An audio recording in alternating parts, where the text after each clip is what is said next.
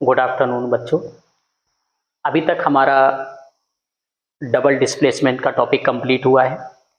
अब हम लोग आज स्टार्ट करने जा रहे हैं कुछ important parts of chemical reaction का, जो हमारे फाउंडेशन में प्लस आगे हम नीट और जेई की तरफ जब जाते हैं तो वहाँ पर आपको उन टॉपिक पर बेस्ड आपसे क्वेश्चन मिलते हैं। तो अब हम लोग पहले कुछ एक्स्ट्रा पार्ट यहाँ पर लेके चलेंगे। इस वीडियो में आपको केमिकल रिएक्शन की कुछ इंपॉर्टेंट प्रॉपर्टीज आपको मिलेंगी, ठीक है ना।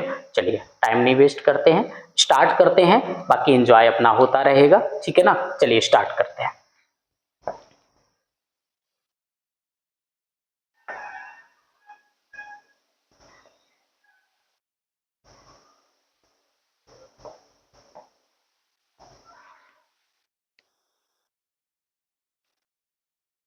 फर्स्ट पॉइंट आपको देते हैं,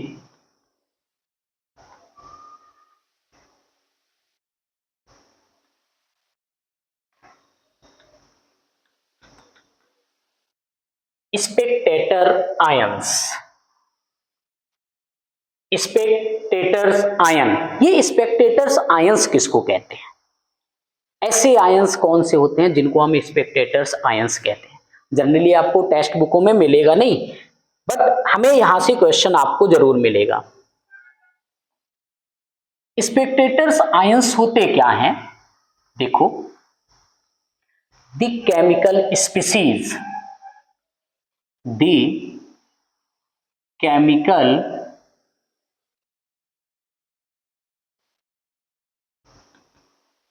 species in which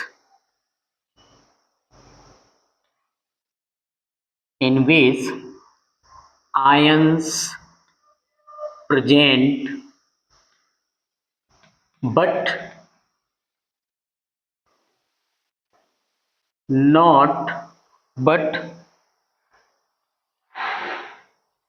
does not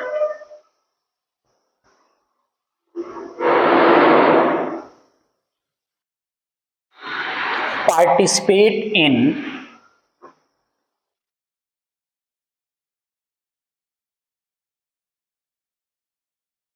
in chemical reaction, does not participate in chemical reaction.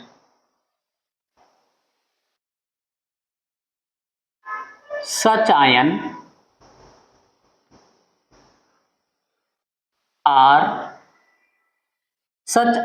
are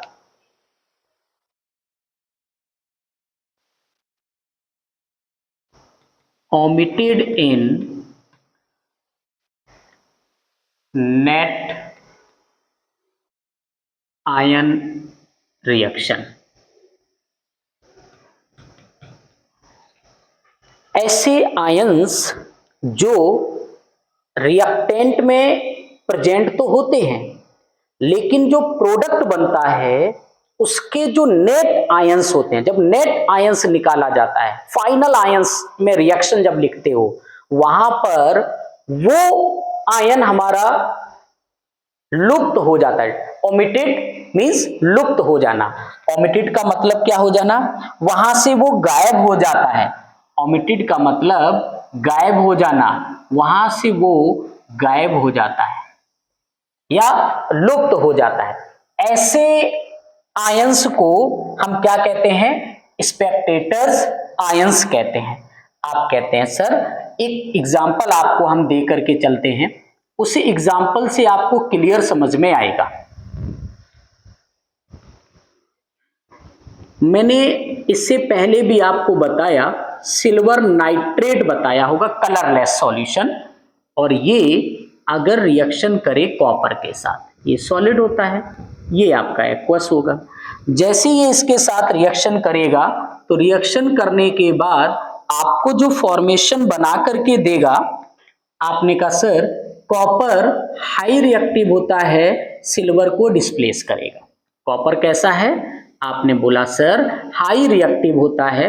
अगर ये हाई रिएक्टिव है तो ये किस, सिल्वर क्या है? लो रिएक्टिव है। क्या है? लो रिएक्टिव है।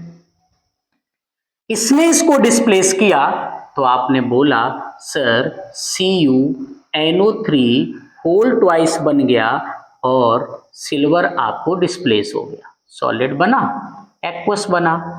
मैंने कहा इसको आयंस फॉर्म में राइट करो, आयनिक फॉर्म राइट करते हैं। मैंने इसका लिखा क्या, आयनिक फॉर्म, आयंस में लिखा। आयंस में जब मैंने लिखा तो Ag को हमने क्या लिखा, आपने कहा सर पहले इसको एक बार बैलेंस कर लो, आप इसको एक बार बैलेंस करो, या सिल्वर 1 सिल्वर 1 NO3 1 NO3 2 हो गया, तो आपने कहा 2 लगेगा, 2 यहां पर भी लगेगा, कॉपर 1 कॉपर 1, यस बैलेंस हुआ। अब आयंस देते, 2 Ag है, इस सिल्वर पर कोई आयंस नहीं है, सॉरी यहां पर आपको NO3 -1 है और Ag +1 है, तो आपने कहा सर 2Ag हमें मिला, 2Ag मिला और इसके बाद आयन से +1, प्लस लगाया। NO3 हमारा ये 2 लगा है, तो आपने कहा सर 2NO3 मिला और इस पर भी क्या है -1, प्लस लगाया। आपने कहा कॉपर है तो आपने Cu लिख दिया। इसने आपको प्रोडक्ट जब आपको बनाया तो उसने क्या बना करके आपको दिया, Cu। तो आपने कहा सर कॉपर जो होता है कंपाउंड फॉर्म में +2 रखता है, तो Cu +2 हो गया, प्लस 2NO3 है ये -1 रखता है, तो आपने कहा 2NO3 लिखा, प्लस आपने ये बोला सर Ag लिखा है, तो आपने 2Ag को राइट कर दिया। ठीक है, अब दोनों रिएक्शन को जरा एक बार आप चेक करो। आपने कहा कि सर ये Ag+1 वो Ag है, ये NO3 माइनस है 2 और ये भी माइनस है, ये जो बोथ साइड रिएक्टेंट और प्रोडक्ट में सेम आपको मिला, इसने कोई भी इन्वॉल्वमेंट किया ही नहीं रिएक्शन में, जैसा था वैसा प्रोडक्ट में आपको दिखा। तो जब इसकी फाइनल रिएक्शन आयन में लिखते हो, जिसको आप कहते हो नेट आयंस, तो नेट आयंस फिर आपको क्या निकले के, आपने कहा सर ये Ag था तो आपने इसको लिखा, आपने कहा प्लस ये कॉपर है तो आपने कॉपर लिखा, फिर आपने बोला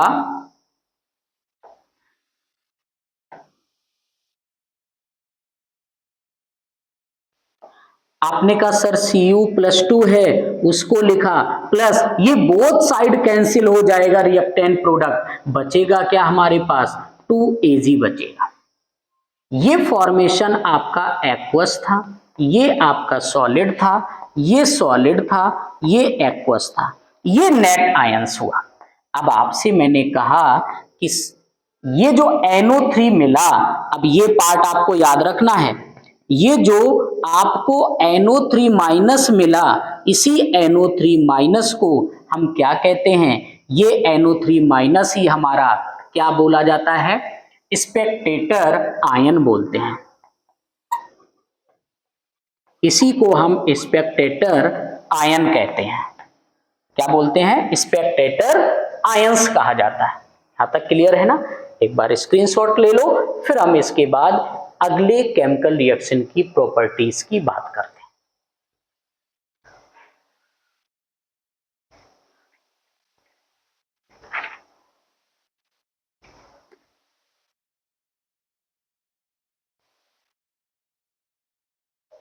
क्लियर हुआ, चलिए अब हम आपके सामने बात करने जा रहे हैं types of chemical reaction based on speed. Speed पर बेस्ड हम कितने टाइप की केमिकल रिएक्शन देते हैं।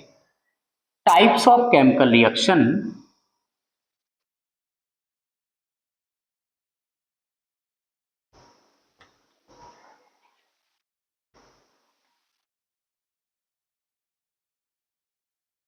Based on speed. हमारे पास कितने टाइप की केमिकल रिएक्शन होंगे स्पीड पर बेस्ड, हम आपको एक क्लासिफिकेशन देते हैं। फर्स्ट एक क्लासिफिकेशन आपको यहां देंगे, वन क्लासिफिकेशन आपको और देंगे। ये जो थ्री क्लासिफिकेशन मैं करूंगा, एक आपकी रिएक्शन जो होती है फास्ट रिएक्शन,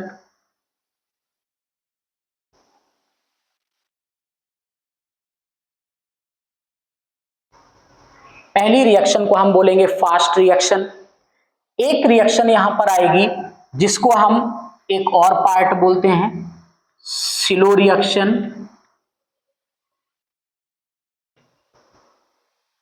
रिएक्शन फास्ट होगी, रिएक्शन स्लो होगी, और थर्ड नंबर में हम बोलते हैं moderate reaction. Moderate reaction,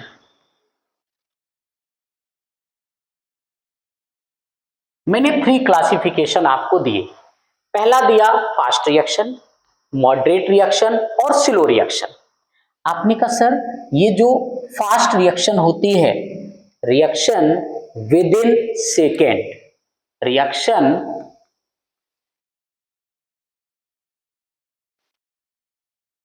in 0 to 10 second, अगर हमारी रिएक्शन 0 से 10 सेकेंड में कंप्लीट हो जाए, कॉल्ड फास्ट रिएक्शन।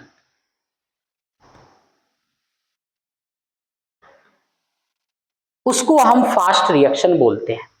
आपने कहा सर फिर मॉडरेट रिएक्शन क्या होगी, इसमें भी आप राइट करें। आपने कहा sir reaction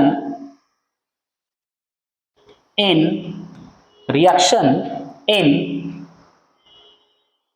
5 to 10 minute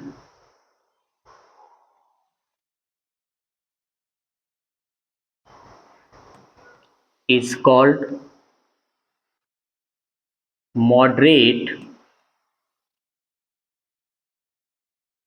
reaction. इसको मॉडरेट रिएक्शन कहा जाता है, जो 5 to 10 मिनट तक का समय ले सकता है। Slow reaction,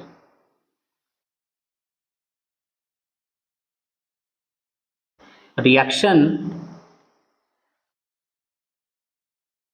in hours or many days called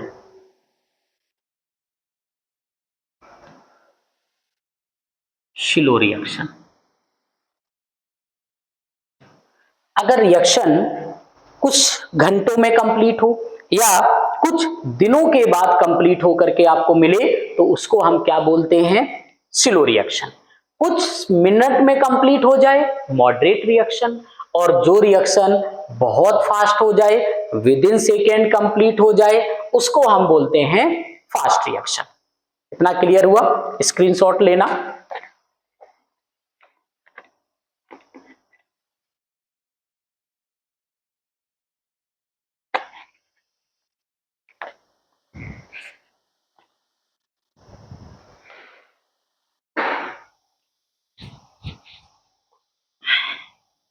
next, आपने कहा सर रिएक्टेंट का जो आपने केस यहां पर दिया रिएक्शन में, फास्ट रिएक्शन में, तो मैंने बोला फास्ट रिएक्शन मोस्टली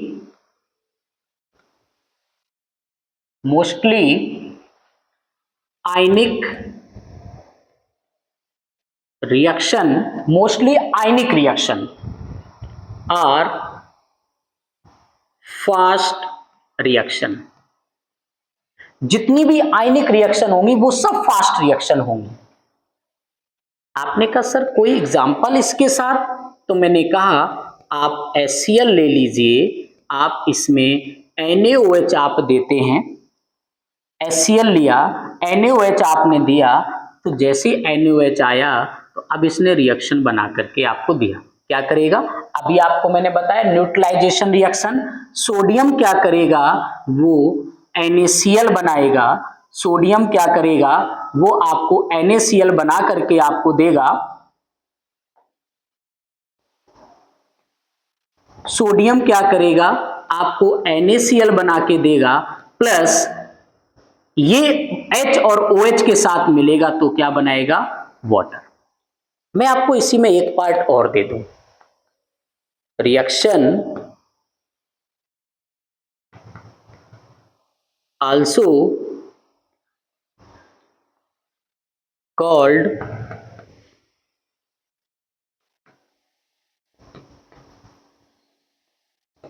न्यूट्रलाइजेशन। इस रिएक्शन को हम न्यूट्रलाइजेशन रिएक्शन भी कहते हैं। इतना क्लियर हुआ? मोस्ट आयनिक रिएक्शन हमारी फास्ट रिएक्शन होंगी। HCl और NaOH को जैसे हमने मिक्स कराया, NaCl और वाटर बना, इस रिएक्शन को हम न्यूट्रलाइजेशन रिएक्शन भी कहते हैं। यहां तक क्लियर है ना?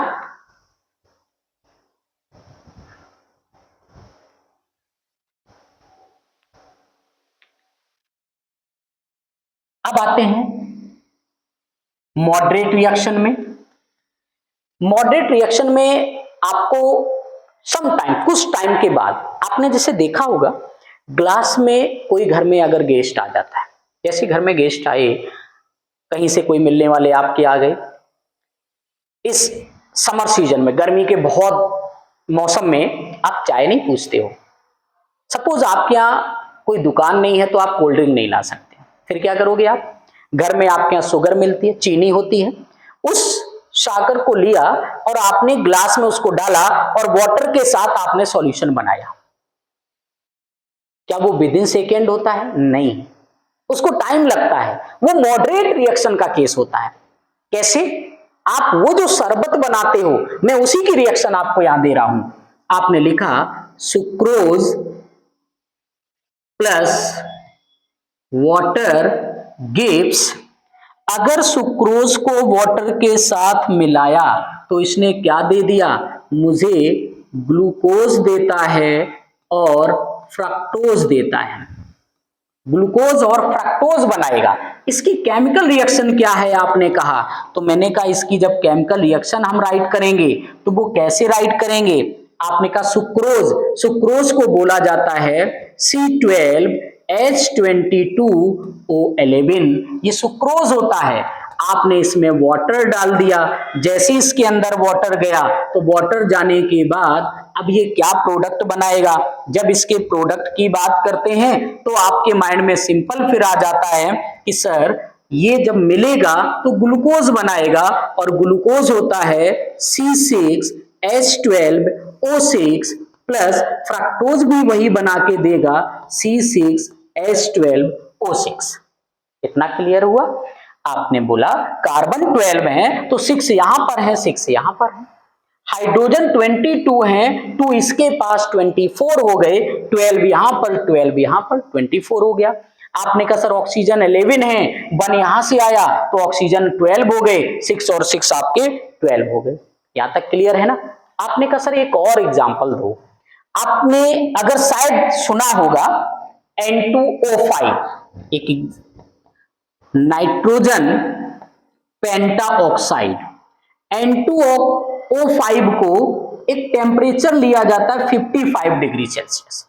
जैसे 55 डिग्री सेल्सियस पर आपने इसको ब्रेक कराया तो ये N2O5 हमारा कन्वर्ट किस में हो जाता है? अब आपसे बात करते हैं कि ये N2O5 हमारा कन्वर्ट किस में हो जाता है। ये केस अगर आपको आ गया तो यहां से क्वेश्चन कई बार पूछा जाता है, complete the reaction, it is moderate reaction, slow reaction या फास्ट रिएक्शन। अब इस रिएक्शन को कंप्लीट करो, 5 सेकेंड आपके पास है, कंप्लीट इट।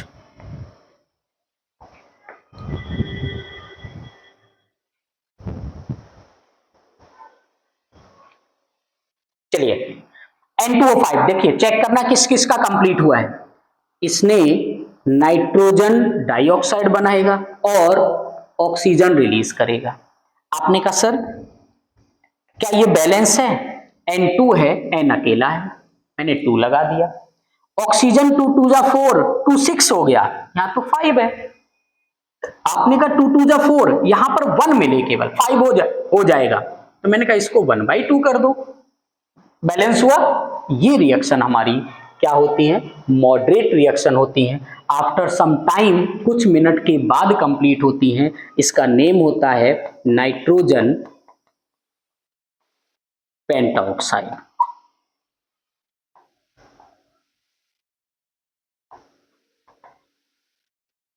बना क्या, नाइट्रोजन डाइऑक्साइड। इसको क्या बोलते हैं, ग्लूकोज।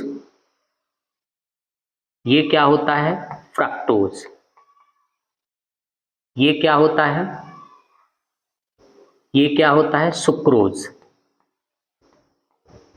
क्लियर। और ये तो आपको मालूम होगा, बिना इसके जीना बेकार है, जी नहीं सकते हम लोग, वाटर। क्लियर। अब आ जाते हैं हम लोग स्लो रिएक्शन में। स्लो रिएक्शन में अगर हम आपको सिंपल एग्जांपल देके चलें तो एक सबसे पहला एग्जांपल आएगा रस्टिंग ऑफ आयरन। बहुत इंपॉर्टेंट पार्ट होता है रस्टिंग ऑफ आयरन। आपको इसकी रिएक्शन मालूम है। मैं रस्टिंग ऑफ आयरन की एक केमिकल रिएक्शन देता हूं। आयरन में जंग लगती कैसे है, आयरन में कैसे जंग लगती है, तो आपने कहा सर अगर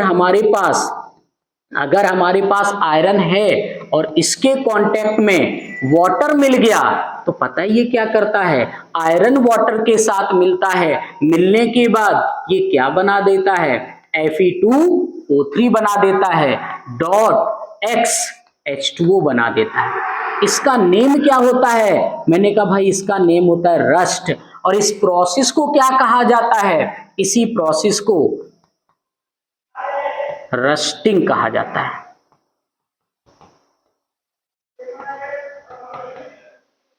process formation of rust, process formation of rust.